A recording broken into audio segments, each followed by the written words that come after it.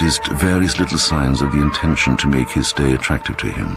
Flowers in his bedroom, a more comfortable armchair in the corner, and even special little extra dishes on his private table in the dining room.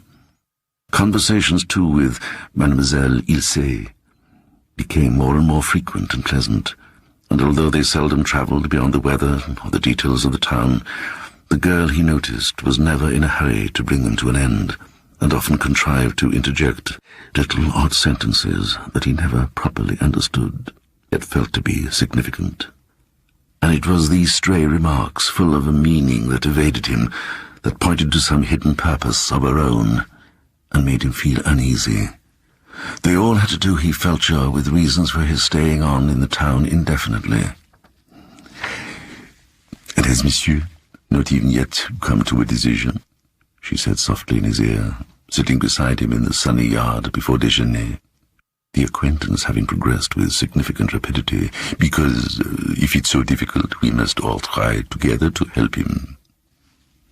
The question startled him, following upon his own thoughts. It was spoken with a pretty laugh, and a stray bit of hair across one eye, as she turned and peered at him half roguishly. Possibly he did not quite understand the French of it, for her near presence always confused his small knowledge of the language distressingly. Yet the words and her manner, and something else that lay behind it all in her mind, frightened him. It gave such point to his feeling that the town was waiting for him to make up his mind on some important matter. At the same time, her voice, and the fact that she was there so close beside him in her soft dark dress, thrilled him inexpressibly. "It is true, I find it difficult to leave," he stammered, losing his way deliciously in the depths of her eyes, "and especially now that Mademoiselle Ilse has come." He was surprised at the success of his sentence, and quite delighted with the little gallantry of it. But at the same time, he could have bitten his tongue off for having said it. "Then after all, you like our little town, or you would not be pleased to stay on?" she said, ignoring the compliment. "Oh, I am enchanted with it, and enchanted with you," he cried, feeling that his tongue was somehow slipping beyond the control of his brain. And he was on the verge of saying all manner of other things of the wildest description, when the girl sprang lightly up from her chair beside him and made to go. "It is soup à réunion today," she cried, laughing back at him through the sunlight, "and I must go and see about it. Otherwise, you know, Monsieur will not enjoy his dinner, and then perhaps he will leave us." He watched across the courtyard, moving with all the grace and lightness of the feline race, and her simple black dress clothed her, he thought, exactly like the fur of the same supple species. She turned once to laugh at him from the porch with the glass door, and then stopped a moment to speak to her mother, who sat knitting as usual in her corner seat just inside the hallway. But how was it, then, that the moment his eye fell upon this ungainly woman, the pair of them appeared suddenly as other than they were? Whence came that transforming dignity and sense of power that enveloped them both, as by magic? What was it about that massive woman that made her appear instantly regal, and set her on a throne in some dark and dreadful scenery, wielding a sceptre over the red glare of some tempestuous orgy? Why did this slender stripling of a girl, graceful as a willow, lithe as a young leopard, assume suddenly an air of sinister majesty, and move with flame and smoke about her head, and the darkness of night beneath her feet? Vezin caught his breath and sat there transfixed. Then, almost simultaneously with its appearance, the queer notion vanished again, and the sunlight of day caught them both, and he heard her laughing to her mother about the soup à l'oignon, and saw her glancing back at him over her dear little shoulder with a smile that made him think of a dew-kissed rose bending lightly before summer airs. And indeed the onion soup was particularly excellent that day, because he saw another cover laid at his small table, and, with fluttering heart, heard the waiter murmur by way of explanation that Mademoiselle Ilse would honour Monsieur today at déjeuner, as her custom sometimes is with her mother's guests. So actually she sat by him all through that delirious meal, talking quietly to him in easy French, seeing that he was well looked after, mixing the salad dressing and even helping him with her own hand. And later in the afternoon, while he was smoking in the courtyard, longing for a sight of her as soon as her duties were done, she came again to his side, and when he rose to meet her, she stood facing him a moment, full of a perplexing, sweet shyness, before she spoke. "My mother thinks you ought to know more of the beauties of our little town, and I think so too. Would Monsieur like me to be his guide, perhaps? I can show him everything, for our family has lived here for many generations." She had him by the hand indeed, before he could find a single word to express his pleasure, and led him, all unresisting, out into the street, yet in such a way that it seemed perfectly natural she should do so, and without the faintest suggestion of boldness or immodesty. Her face glowed with the pleasure and interest of it, and with her short dress and tumbled hair, she looked every bit the charming child of 17 that she was, innocent and playful, proud of her native town, and alive beyond her years to the sense of its ancient beauty. So they went over the town together, and she showed him what she considered its chief interest, the tumble-down old house where her forebears had lived, the sombre, aristocratic-looking mansion where her mother's family dwelt for centuries, and the ancient marketplace where several hundred years before the witches had been burnt by the score. She kept up a lively running stream of talk about it all, of which he understood not a 50th part, as he trudged along by her side, cursing his 45 years, and feeling all the yearnings of his early manhood revive and jeer at him. And as she talked, England and Surbiton seemed very far away indeed, almost in another age of the world's history. Her voice touched something immeasurably old in him, something that slept deep. It lulled the surface parts of his consciousness to sleep, allowing what was far more ancient to awaken. Like the town, with its elaborate pretense of modern active life, the upper layers of his being became dulled, soothed, muffled, and what lay underneath began to stir in its sleep. That big curtain swayed a little to and fro. Presently, it might lift altogether. He began to understand a little better at last. The mood of the town was reproducing itself in him. In proportion as his ordinary external self became muffled, the inner secret life, that was far more real and vital, asserted itself. And this girl was surely the high priestess of it all, the chief instrument of its accomplishment.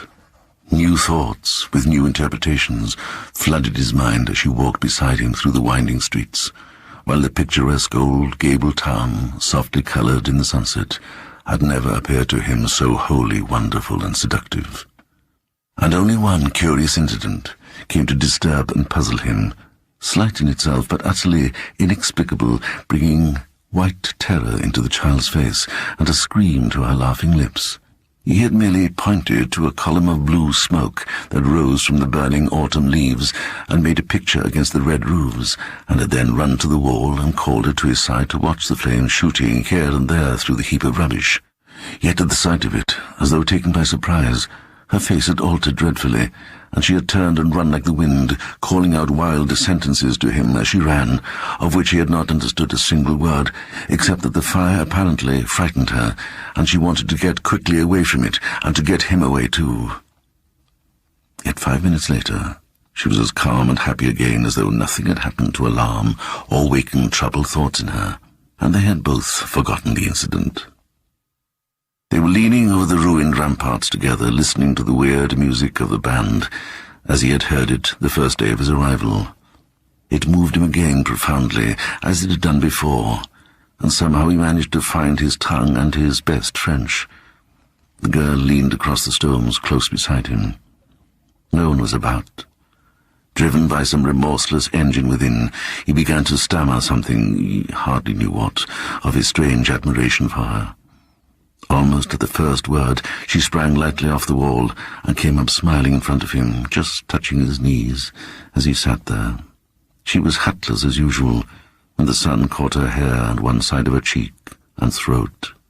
"Oh, I'm so glad," she cried, clapping her little hands softly in his face. "So very glad, because that means that if you like me, you must also like what I do. and what I belong to. Already he regretted bitterly having lost control of himself. Something in the phrasing of her sentence chilled him. He knew the fear of embarking upon an unknown and dangerous sea.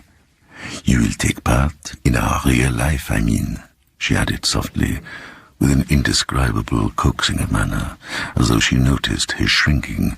"You will come back to us." Already this slip of a child seemed to dominate him. He felt her power coming over him more and more.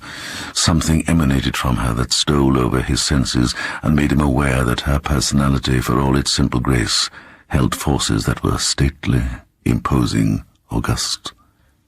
He saw her again moving through smoke and flame amid broken and tempestuous scenery, alarmingly strong, her terrible mother by her side.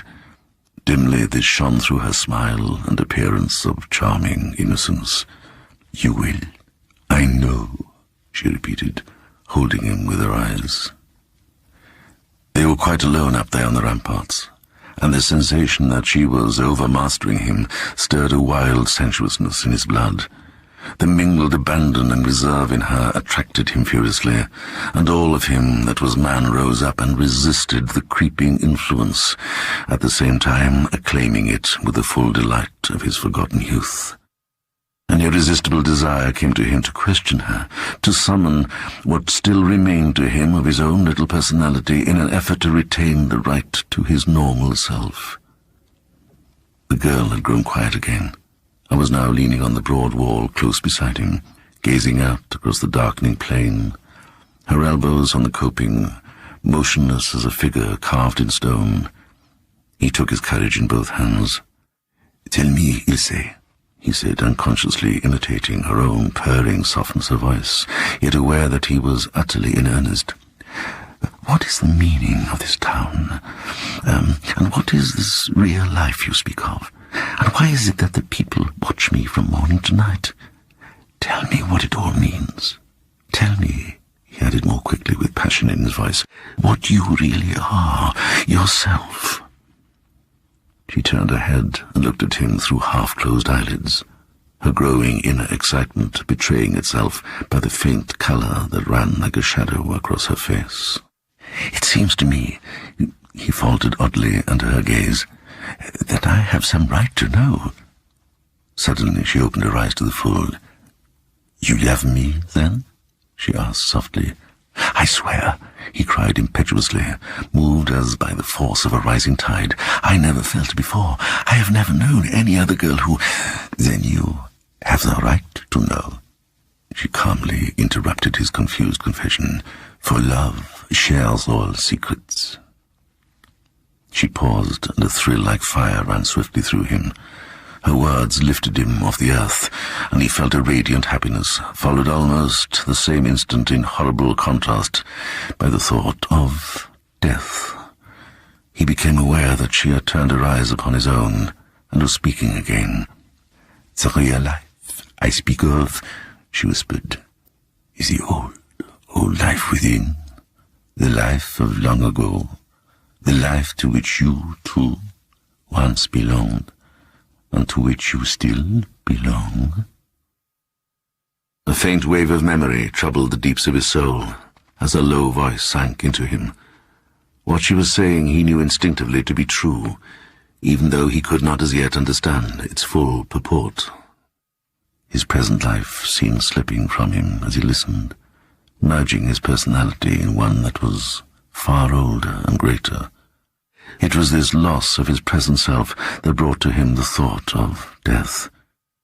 "You came here," she went on, "with the purpose of seeking it, and the people felt your presence and are waiting to know what you decide, whether you will leave them without having found it, or whether—" Her eyes remained fixed upon his own, but her face began to change, growing larger and darker, with an expression of age. "It is their thoughts constantly playing about your soul that makes you feel they watch you. They do not watch you with their eyes. The purposes of their inner life are calling to you, seeking to claim you. You are all part of the same life, long, long ago, and now they want you back again, among them. Vezin's timid heart sank with dread as he listened, but the girl's eyes held him with a net of joy, so that he had no wish to escape. She fascinated him, as it were, clean out of his normal self. Alone, however, the people could never have caught and held you, she resumed. The mot de force was not strong enough. It has faded through all these years. But I?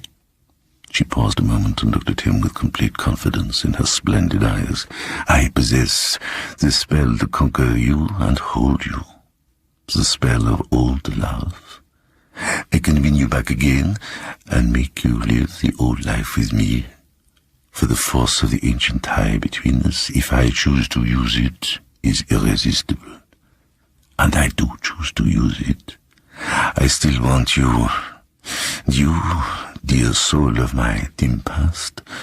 She pressed closer to him so that her breath passed across his eyes and her voice positively sang.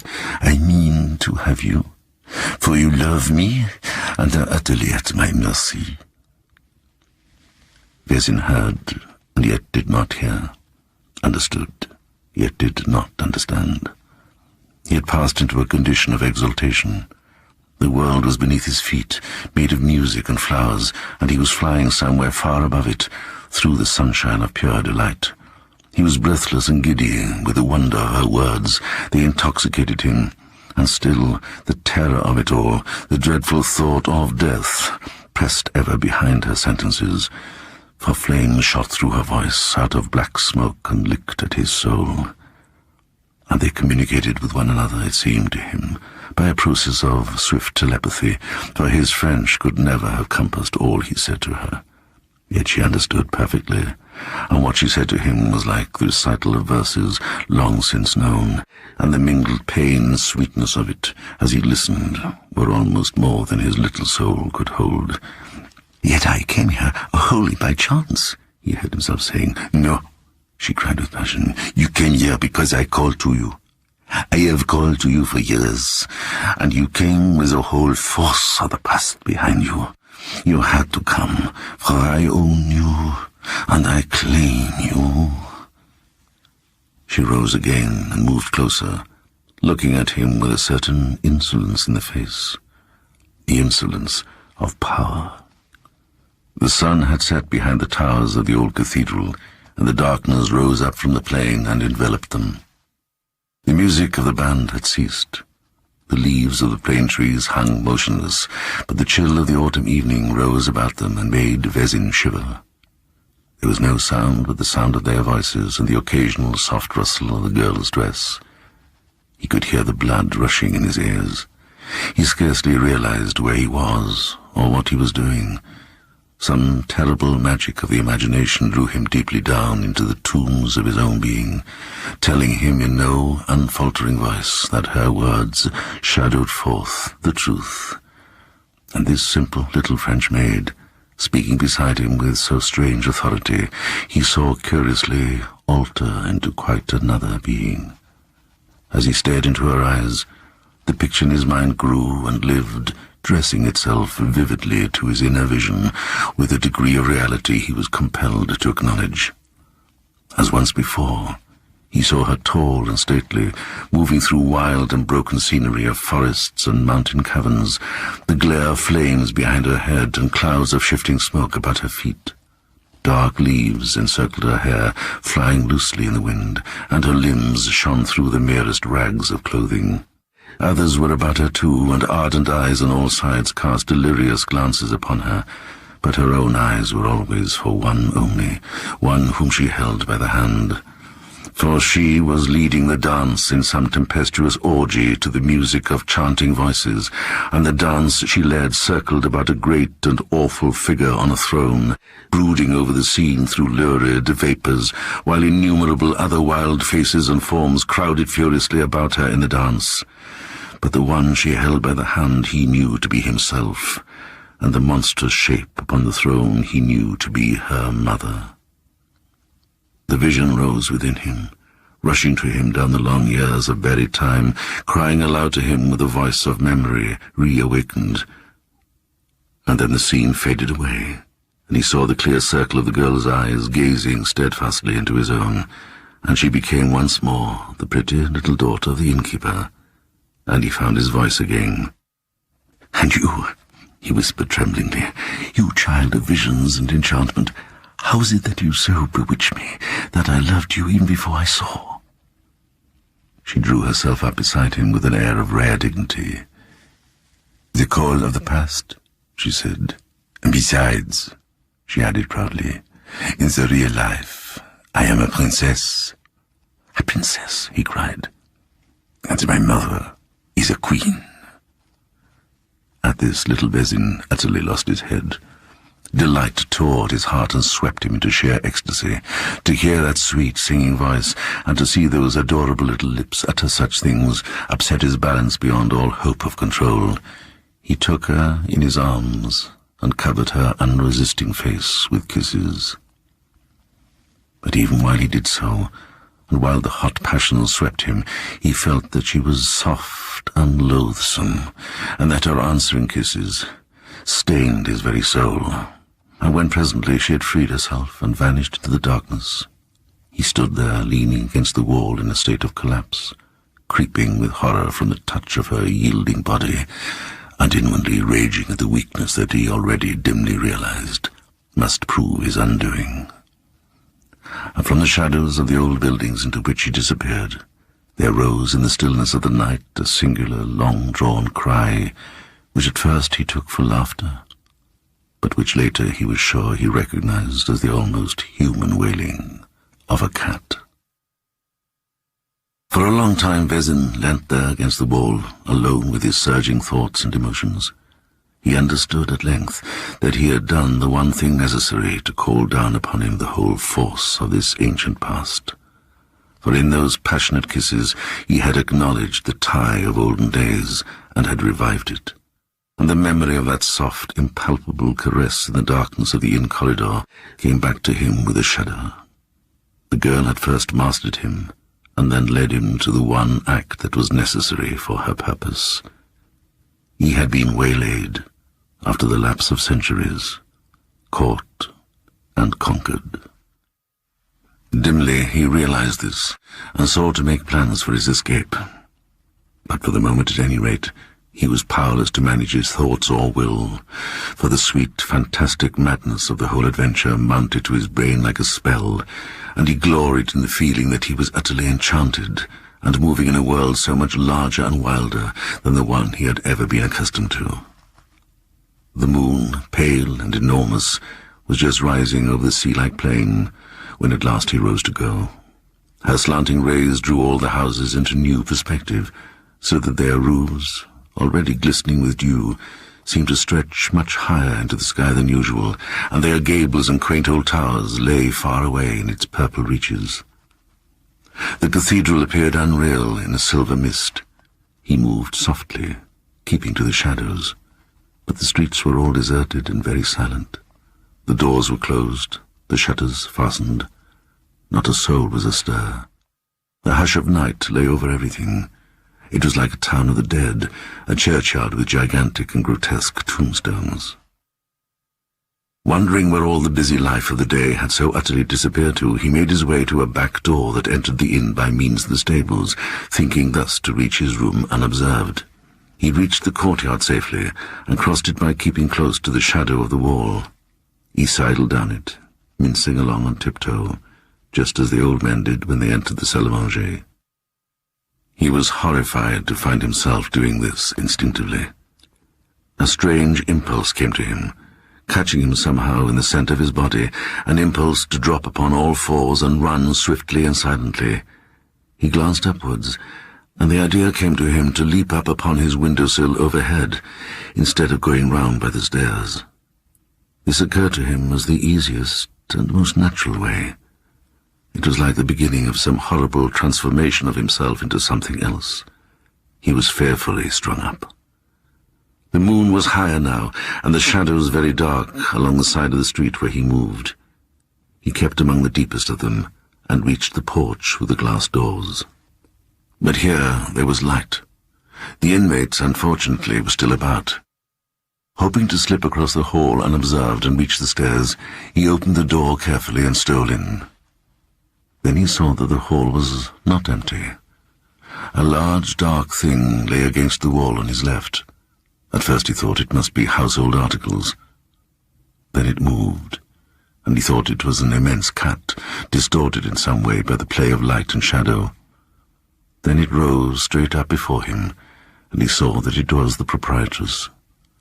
What she had been doing in this position he could only venture a dreadful guess, but the moment she stood up and faced him, he was aware of some terrible dignity clothing her about, that instantly recalled the girl's strange saying that she was a queen. Huge and sinister, she stood there under the little oil lamp, alone with him in the empty hall. Awe stirred in his heart, and the roots of some ancient fear. He felt that he must bow to her and make some kind of obeisance. The impulse was fierce and irresistible, as of long habit. He glanced quickly about him. There was no one there. Then he deliberately inclined his head towards her. He bowed,